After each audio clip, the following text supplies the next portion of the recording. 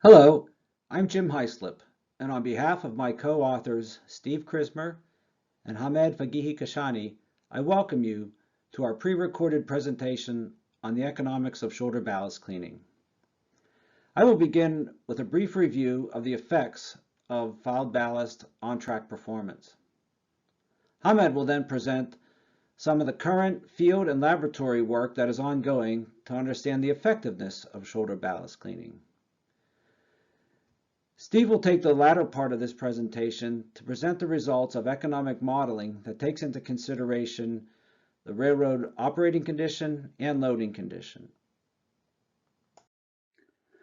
Ballast is a key component of the track structure. The ballast section provides support, resiliency, and drainage for the track, and it also facilitates surfacing and lining operations to maintain precise track geometry tolerances. The grain size distribution of the rock particles making up the ballast layer has a profound influence on all of these functions. We railroaders refer to the grain size distribution of the ballast in terms of the ballast fouling condition. In the 1980s, Canadian researchers Clausen, Clifton, and Waters performed their seminal work for the Canadian Pacific Railway to quantify ballast life in terms of its fouling condition. Steve Krismer and Professor Ernie Seelig in the 1990s refined this work into the ballast life curve shown in the figure, which shows the remaining ballast life for the range of fouling conditions.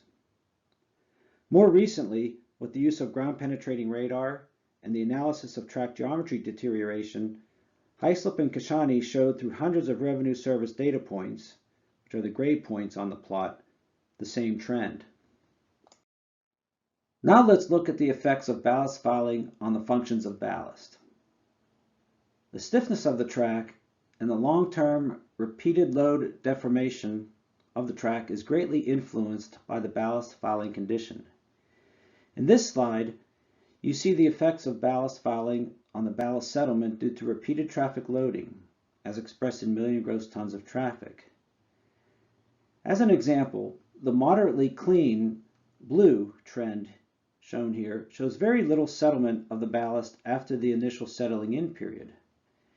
In contrast, the highly fouled ballast, represented by the red line here, shows high initial settlement and also continued settlement as the tonnage accumulates.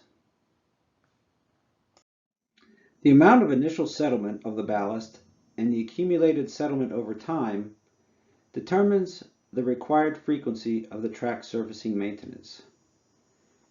Similar to the plot on the previous slide, the plot in the bottom left of this slide shows the increase in settlement of the ballast for increased levels of ballast fouling. The high variability of the settlement amounts for the fouled ballast is also apparent. The greater and more variable settlement due to fouled ballast results in less durable track surface after tamping.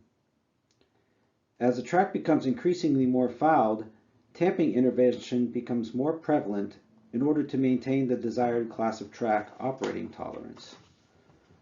The plot in the upper right is from Seelig and Waters and illustrates the shortening of the tamping cycles due to the fouling accumulation in the ballast layer. Drainage is a paramount function of the ballast section, and it is therefore important to have a free draining ballast layer. Permeability testing of ballast shows a marked reduction in the drainability once ballast becomes fouled. This plot from Seelig and Waters shows the reduction in permeability, which is expressed as a critical rainfall rate, when the ballast reaches a fouling index of about 30. The effects of water on ballast settlement have been studied widely. This plot, from Hamed's work at the University of Massachusetts, is a good example of how drastically ballast settlement increases for very wet, saturated conditions.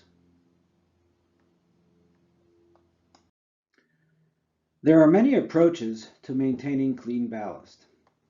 This slide shows the most prevalent types of high production ballast cleaning machines that are used in North America. The example machines shown here are track undercutter, a track lifter, a vacuum excavator, and a shoulder ballast cleaner. The effects of these machines on the drainability of a track are compared on this slide. In order of overall effectiveness, shallow undercutting has an order of magnitude improvement to the drainability of the track compared to not doing anything. Shoulder ballast cleaning, on the other hand, creates an even more drainable track than shallow undercutting. Full depth undercutting or track lifting provides the most drainage improvement to the track. Ahmed Kashani will now discuss shoulder ballast cleaning in more detail. Techniques at LTI. I'm going to present a couple of slides here. In this slide, we have three images of shoulder ballast cleaning from different views. The top image shows a good view of the side of the shoulder ballast cleaner. The shoulder ballast cleaner actually, it's a process that consists of removing ballast at the end of the ties, screening the ballast, and discarding fines and fouling material, and restoring the good ballast to the shoulder. So it starts from a 30-inch bucket, which is on the digging wheel, which picks up the shoulder material, and we have a better view of the digging wheel pickup on the bottom right image. The material then moves through the cross conveyor, where the material from both sides of the machine transfers to the load conveyor, and then it goes to the sieving process, and the material, the ballast particles and the fines will get separated on that section, and then the good material or the ballast particles will be dumped back to the shoulders after that. On the left bottom image, you can see a scarifier, which the scarifier has a 5-inch hand that actually break open end of the tie mud pockets, removes fines, and restores ballast flow in the shoulders and under the tie ends, and release damaging trapped water. By using this scarifier, we break a mud cap or any trapped water that can be released from under the ties. So what we believe is, by doing the shoulder ballast cleaning regularly and excavating the shoulder at levels up to 8 inches below the tie, we can help the fines to get migrated from the center of the track, and the water can be drained freely to the shoulders, and we can dramatically improve the seepage time. Shoulder ballast cleaning effects on drainage. So one of the effects that shoulder ballast cleaning has is eases the drainage of water from the center of the track to the shoulders. And in this plot, we are going to show you the test results that are from a testing performed in FAST facility at TTCI by Dr. Wilk, which has been referenced here. So the y-axis is showing the center creep moisture content in percent, and then we have the x-axis showing the days after wetting. So these are two sections of the track, that one was shoulder ballast cleaned and the other one was not shoulder ballast cleaned, and they're in the same condition. So we are saying that if we have in the center of the track, if we have at day 0, if we have about 16 to 18% moisture content in the center of the track, the one that we did shoulder ballast cleaning, and we are monitoring it for 6 days, we are saying that the water from the center is being reduced or being flowed to the shoulders, but it will end up to about 14 to 15%. So we have a reduction of, let's say, 18 to 15, like 3% reduction in the moisture content. But if we look at the results for the section that we shoulder ballast cleaning, we can easily see that 17% moisture, 17% moisture in the center of the track was after 6 days of monitoring was reduced to about 7%. So it's about like 10% reduction in the moisture. So this kind of shows how the shoulder ballast cleaning is affecting the flow of water from the center to the shoulder. So this slide is showing the results from a Class 1 revenue service testing performed by Dr. Wilk. In this slide, you see two plots, one for track section 1, one for track section 2, and there are two different sections with different condition. The y-axis shows the average yearly increase in track center ballast fouling, the FI, and it's kind of a delta. It's kind of showing the amount of increase in track center. And the y-axis, the x-axis, we have four the fouling condition. One is clean, moderately fouled, and fouled. And each of these fouling condition has two bars, which one is kind of representing the non-shoulder ballast clean part, and the other one shows the with shoulder ballast part. Let's look at one example here. Let's look at the foul condition. So if we are saying that if we have a section of a track with the same condition right away, everything the same, and the only difference is one, we do the shoulder ballast cleaning for one, and we don't do the shoulder ballast cleaning for the other one, and we are monitoring this section of the track in a real condition with precipitation and everything, and kind of monitoring it for 2 years to see how the amount of fouling in the center is changing. So for the one with no shoulder ballast cleaning and in the fouled condition, you see that we have 10 points of fouling index increase in the center of the track. But for the other one that we did shoulder ballast cleaning, this is like 4%, 4 point increase of fouling index. So we have like 6 points of difference between this. So what this is kind of showing that as I also mentioned in the last slides, that by shoulder ballast cleaning, we are not only cleaning the shoulders, but also we are helping the center of the track, to have the opportunity of its fines to get migrated to the shoulders, and it's not an easy process that happens all the time. There are some, condition can affect it, like the amount of fouling in the center of the track, the amount of precipitation. There are many factors and parameters that can affect this behavior. But if you look at all of these, bars, and, in two different track sections with different conditions, we still see a good reduction from the red bar to the yellow bar, and that's the promising results. This slide showing a full-scale lab testing that it's being performed at University of South Carolina with collaboration with Dr. Chen et al. And this is a project funded by AREMA.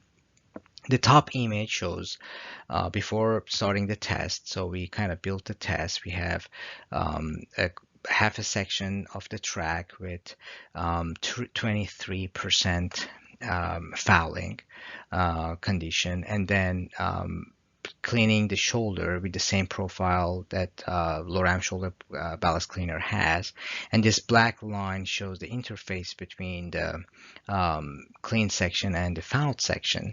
And so after 5 times of raining, that simulates the total precipitation for 2 years in Nevada and half a year in South Carolina, this black line gradually starts getting to this red line.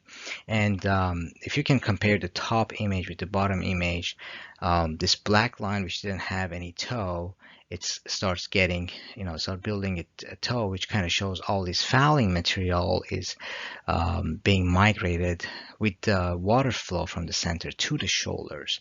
And also, if you easily compare sections, in the center of the track, like this section with this section, or these sections or these sections, so you can see that, the amount of fouling has been reduced from the top image to the bottom image, which kind of shows how that's the reason of that's what it's being caused by the water flow from the center of the track to the shoulders, and cleaning the centers and pushing or migrate, pushing the fine material to the shoulders. So let's zoom in here on the same images. So let's zoom in these two sections. So before raining, we have this condition. You can see the interface between a clean section and foul section, and then gradually this is kind of start building a toe here, and the fouling starts moving toward the shoulders. And again here, comparison in the center of the track before and after. You can see, the amount of fouling that was here. Now it's clean, and also you can see like the water staying here, which kind of hasn't completely drained when they got this picture. That is kind of pushing the fouling material to the shoulders. Parallel to the lab testing, at the University of South Carolina, we were developing high fidelity two-way coupled fluid particle computational fluid dynamic simulation model, that kind of and we are doing the lab testing to calibrate this model to make sure that, if we have different condition, we can easily go and put that condition in the model and see what the condition gonna look like. This is again before raining, before starting the test. You can see, how the model looks like, and then after running the model, you can see that how the model also show the same condition that we can see in the lab by, start building a toe. And also this color here on the shoulders show the velocity of water flow. So the blue here, it means that everything is constant. You have zero velocity, there's no flow. But as soon as we start, raining on the track and precipitation, we see some fine material starts moving to the shoulder, and at the same time the flow of water the velocity of water flow is kind of start increasing, especially in this toe, and you can see the color is changing from blue to yellow, green, and red. Shoulder ballast cleaning reduces the amount of fouling and moisture in the ballast. Both of these benefits act to increase the ballast's resistance to deformation under loading. And if the ballast deformation decreases, track roughness accumulation also decreases, resulting in less frequent tamping being required. A cost analysis can be applied to this situation where, as shown in the graph, the red line is a case where you tamp as required, and the blue line is where in the initial year you apply shoulder ballast cleaning with the attendant improvement in or reduction in ballast fouling and moisture, increasing the ballast strength, and therefore the reduction in tamping is shown as a cost reduction. But shoulder ballast cleaning not only has the benefit of potentially reducing the amount of tamping required, it also can push off the time at which you would have to replace the ballast by undercutting. And that is usually a rather large cost operation with undercutting. So the potential benefit is obvious in that case if you can push it off to future years by virtue of shoulder ballast cleaning. So the economic modeling that's been done is to look at the cost of labor, ballast material cost, and the cost of equipment, both associated with tamping and undercutting operations. The economic model assesses the ballast life in MGT and in years, and looks at the breakdown rate of the ballast due to the two mechanisms of tamping degradation and traffic loading. And the result of this economic analysis will be now shown by a couple of example graphs. For the case of a passenger loading, so let's say a Class 6 track, and two different tonnages where we look at 15 and 30 MGT. For passenger loading, that's somewhat moderate for the 15 and sort of on the heavy side for 30 MGT per year. You'll also notice that we have different values of fouling index in the initial year. So let's say if we have a fouling index of 25 presently, now that's heavily fouled, but there is still some life yet to the ballast. It's not quite at the end of its life. And what this says is that by applying shoulder ballast cleaning in the initial year, you are postponing the needed time to renew the ballast out by about 9 years. It goes through a cost minimum at that point, and then costs increase beyond that. Now, if your ballast was heavier fouled up around the end of its life, at let's say 30, fouling index of 30 in the present, now you're not really showing much of a minimum or a decrease in costs. It does go down a little bit with time, but not very marked, not by much. So as a result, we might say the optimum situation is to, if you find a fouling index is 25 or less, then definitely shoulder ballast cleaning would apply a benefit. If, on the other hand, the fouling index is, let's say, 25 for the case of 30 MGT per year, now the costs only increase from the present and do not go through a minimum. That's saying that for that case, shoulder ballast cleaning would really not provide a benefit, but rather it should just, the ballast should be renewed in the present. However, if the ballast is less fouled, that let's say down around 20, then yes, shoulder ballast cleaning would provide a benefit by pushing off the time to 5 or 6 years, at which point you would have to renew the ballast. Now, for the case of a freight loading, so let's say a Class 4 track with two different tonnages that are sort of moderate to somewhat heavy of 50 to 100 MGT. Now, again, we look at the same situation with different values of initial fouling index, and we see once more that if you start it with a fouling index of 25, shoulder ballast cleaning is going to provide a benefit by pushing out the time at which you would need to renew that ballast out 7 or 8 years. If the fouling index is around 30, you do see some decrease in costs, but not quite as much because the fouling index is closer to the end of its life. On the other hand, if you have 100 MGT per year, now if you have an initial fouling index of 25, the costs only increase from the present. Therefore, again, like before, shoulder ballast cleaning would maybe not be the best choice. You might as well just go ahead and replace the ballast in the initial year because the ballast is so worn initially. But if the fouling index was 20, let's say, or maybe down around 15, then shoulder ballast cleaning would provide the economic benefit because by the fines migration and moisture migration, you are pushing out the time to renew the ballast out for 5 years. So again, it has to do with the initial fouling index, the loading situation, the class of track, and so on. So here we have now more clearly stated with and without shoulder ballast cleaning with one value of fouling index in the first year, which is 25. And it makes it clear that, again, for this case, you do get some benefit even without shoulder ballast cleaning by postponing the time at which you would renew the ballast, but you get more of an economic benefit with shoulder ballast cleaning because that, again, allows you to push it out further into the future. That's the present value cost savings that accrues. Now, if we had an initial fouling index of, let's say, 30, now again, closer to the end of ballast life, so you don't get quite as much benefit by applying shoulder ballast cleaning rather than not, but there is some.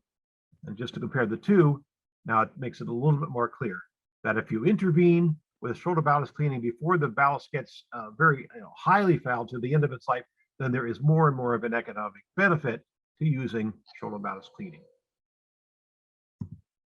So in conclusion then, to the presentation of myself and my colleagues, Jim and Hamed, what we found from extensive field and laboratory tests are that shoulder ballast cleaning is revealed to reduce the fines and the moisture in a fouled ballast. And these reduced fines and moisture acts to increase the ballast strength and therefore make it more resistant to deformation under loading. The increased deformation resistance then results in less frequently required tamping and the cost savings that come from that.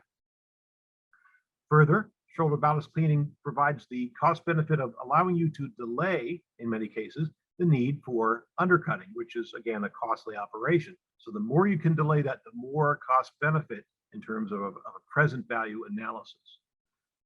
So the economic analysis that has been developed looks at both the ballast from a mechanistic point of view, all from field and laboratory tests, so we know how ballast behaves under load and how the track roughness accumulates. We combine that with the economic equations in terms of present value to provide the answer as to whether a cost savings is resulting from shoulder ballast cleaning, and if so, how much. And again, that all depends on the conditions, as we've seen for the various parameters. So again, Jim and Hamed and I thank you for your attention. And if we've allowed any time at the end of this presentation, we all would certainly welcome your questions. So again, thank you.